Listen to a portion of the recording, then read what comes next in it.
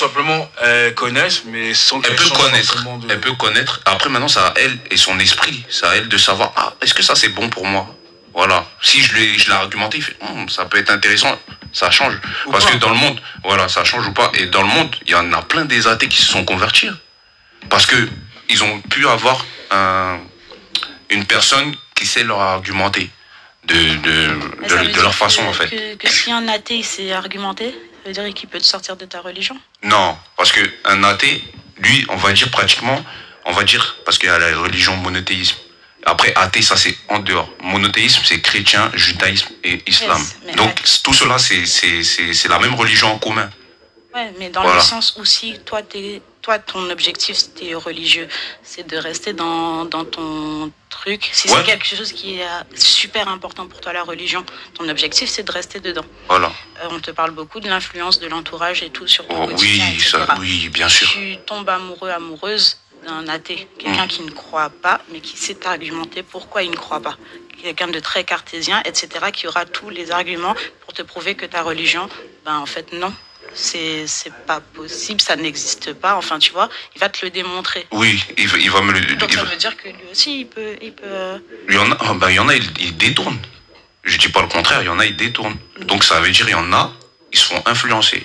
Ils se font influencer. Donc ça veut dire que quelqu'un de religieux, donc comme je disais, qui a ça dans le cœur vraiment à 1000%, en début de relation, ayant cette conscience-là, je pense qu'il n'ira pas forcément vers une personne. Mais est-ce que c'est obligé que chacun ait influe sur l'autre? On peut très bien avoir, être athée, garder sa position, tout en comprenant et en connaissant la pratique de l'autre, non? Ouais, c'est faisable. C'est ça que je me disais. Après, les athées, ils n'ont pas de pratique. On peut écarter du sujet, du coup. Non, parce qu'après, dans le sens où, en fait, la question, elle est très simple. C'est, est-ce que vous pouvez vous mettre en couple avec quelqu'un qui n'est pas de la même confession que soi? Donc, dès lors, en fait, où dans ton... C'est ce que j'ai dit, on peut.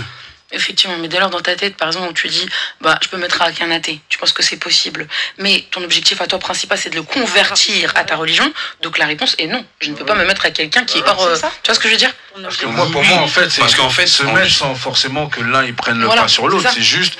Moi, j'ai mon truc, je le pratique, t'as vu, ça empiète pas sur toi, parce que toi, t'y crois pas ou t'y crois à autre chose, ça empiète pas, toi, tu fais ton bail, je le respecte, moi, je fais pas mon bail, tu vois. C'est vrai que moi... Faut respecter chacun son truc, mais c'est pour ça que j'ai dit argumenter. Si maintenant tu l'argumentes et il a bien compris le sens, il est capable de changer. Oui, mais on reparle plus pour le changement. Non, après, c'est par rapport à lui. Parce que moi, par exemple, toi, par exemple, tu veux faire la communication de quelque chose, tu vas le dire, mais c'est pas la personne avec qui tu communiques, elle va pas forcément accepter ce que tu lui proposes. Oui, toi, tu vois ce que je veux dire? Tu poses des éléments sur la table, et après, voilà, moi je partage, tu fais ton choix. Maintenant, si t'es pas assez endurant, pour moi, j'appelle ça, si t'es pas assez endurant, tu sais si tu dois partir ou si toi, tu dois rester. Mais moi, je reste sur mon objectif. Si maintenant, toi, tu veux rester sur ton objectif, reste sur ton objectif.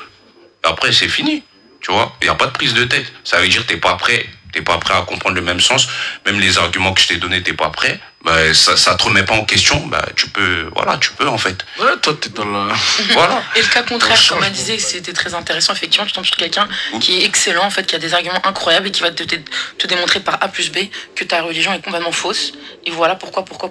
Voilà. Qu'est-ce que tu fais à ce moment-là? Maintenant, cette personne-là, parce que c'est facile de se faire influencer, même quand on est croyant pratiquant. Il y en a, ils étaient très croyants pratiquants, aujourd'hui ils se sont fait influencer.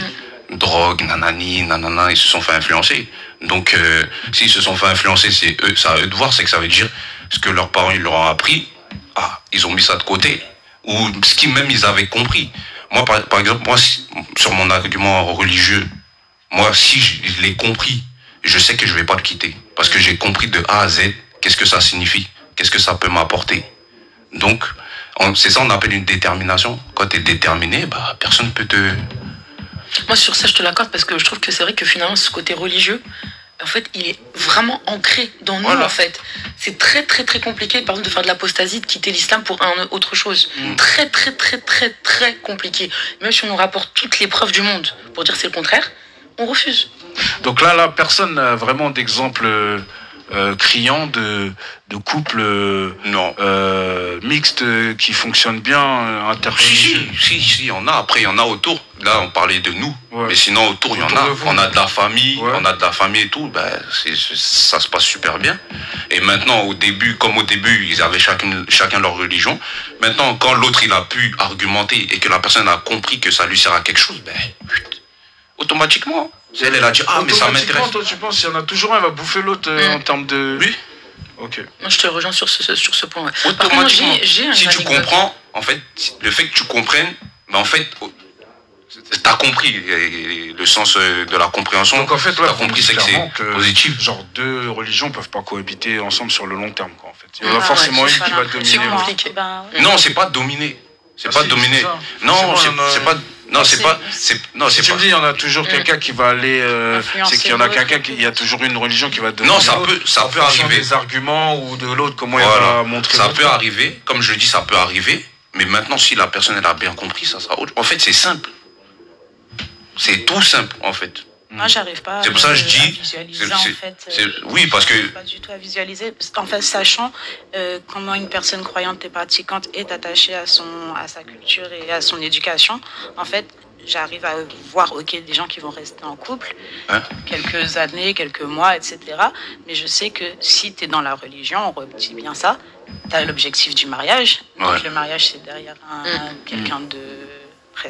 pas prestigieux, mais quelqu'un de... Vous voyez ce que je veux dire, haut placé religieusement. Et du coup, tu rentres en relation avec cette idée-là. Donc, j'arrive pas à voir quelqu'un qui dit, écoute, non, comment on se marie au final? Non, en fait, ce que je veux vous faire comprendre, en fait, c'est que, faut laisser couler. Si la personne, elle est prête, pourquoi forcer? Mais prête à quoi? Faut pas forcer. Si la personne, elle a compris, par exemple, comme j'ai dit, on ne force pas. Nous, maintenant, on va donner notre point de vue. Oui, mais attends, tu vois ce que je veux dire? Ce que tu dis, mais maintenant... si la personne t'a mis les trucs sur la table, mais elle, elle a compris les trucs, mais vas-y, elle continue son truc. Voilà. Toi, tu continues ton truc. Voilà. Si elle continue, oui, bien sûr. Si elle continue, je vais dire, elle peut rester dans son truc, mais je vais pas m'embrouiller avec elle. Ouais, voilà. Tu vois ce que je veux dire? Okay. Donc ça peut le faire. Moi, je disais juste. Ça veut dire, en gros, c'est comme si la personne, elle t'avait dit, on est chacun dans notre truc, mais on se respecte. Ouais, c'est ça. Tout simplement. Vous êtes compris, quoi. Voilà, on s'est compris. Tu veux rester. J'ai de la famille, ils sont mixés. Ils sont mixés. Maintenant, comme j'ai dit, ils ont réuni les livres saints ensemble, mais ils ont vu que c'était le même sens. Donc ça veut dire, même s'ils sont restés dans leur truc, mais ils ont le choix de rentrer dans l'autre chose aussi. Ils ont le choix de rentrer aussi dans l'autre chose. Ils peuvent rester dedans et ils peuvent se renforcer avec. Tu vois? Mouf, tu te mettrais avec un athée, toi?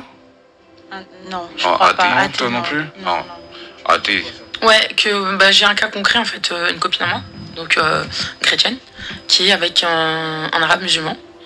Et en fait, ça se passe très bien, réellement. Et ça, par contre, par exemple, si on part de ce principe-là, l'homme est musulman, la femme est chrétienne, il n'y a aucun problème. Voilà. Ils peuvent se marier, faire leur vie, il n'y a aucun souci. Ce qui va poser problème, c'est le contraire. Ouais. Ça, c'est impossible. La femme musulmane et l'homme chrétien. C'est très compliqué. Ouais. Mais en tout cas, voilà, je te donne un exemple. Je te donne deux exemples, en gros, d'une cousine qui était elle musulmane, le monsieur était chrétien, ça pouvait pas fonctionner. Là, c'était très difficile. C'était très compliqué. En revanche, là, j'ai ma copine, du coup, qui, elle, est française chrétienne, avec un arabe musulman, et ça se passe super bien. Et il n'y a pas de débat. Comme ça, Parce que c'est comme ça? Non, mais moi, ça me suffit pas comme réponse. Pourquoi ça? Pourquoi c'est comme ça? Parce que, en fait, après, toi, tu seras pas d'accord, je le sais très bien. Non, c'est juste que je sais que, en règle générale, même dans notre religion, en fait, ça, c'est autorisé. Que l'homme, parmi les musulmans, il peut se marier avec n'importe qui, des gens du livre, d'accord? Ouais, c'est ça. Il n'y a aucun problème. Voilà. L'islam vient. Pourquoi? Parce que la femme, elle sera plus facile à convertir. Exactement, faut être honnête, c'est réel. Même si c'est pour ça, moi, je me dis, forcément, il y a un truc comme ça. Oui, c'est réel. Il y a un bail d'assimilation quelque part. C'est ça. C'est pour ça, même moi, je t'ai dit. T'as raison. C'est pour ça, moi, je t'ai dit, même les mères de mes enfants, c'est des chrétiennes. Mais c'est ça, en fait. C'est-à-dire que c'est beaucoup plus facile, une femme. Donc, moi, ça me. Au niveau de la religion, qu'un homme. Tu vois? Donc voilà pourquoi. De toute façon, les statistiques aussi, elles peuvent le montrer. Je pense ils le disent aussi. Du coup, il y a plus de femmes qui se convertissent à l'islam que des hommes. Enfin, que des hommes de l'islam qui se convertissent au christianisme. Je crois que ça n'existe même pas. C'est très dur. Ça commence à arriver sur TikTok. Il y a pas mal de jeunes, notamment des Algériens, qui commencent à se convertir au christianisme et qui expliquent pourquoi le but de leur démarche. D'accord. Peut-être qu'on aura plus Bon, ça sera pas interreligieux, ça sera métis comme d'habitude. En fait, ça sera du métissage de base en fait. Mais là, c'était interreligieux, c'est beaucoup plus compliqué, ouais, effectivement. Ouais. Ok, bon, on va finir aujourd'hui pour ce sujet parce que on a envie d'accueillir une invitée. Toujours prestigieux, nos invités, c'est le docteur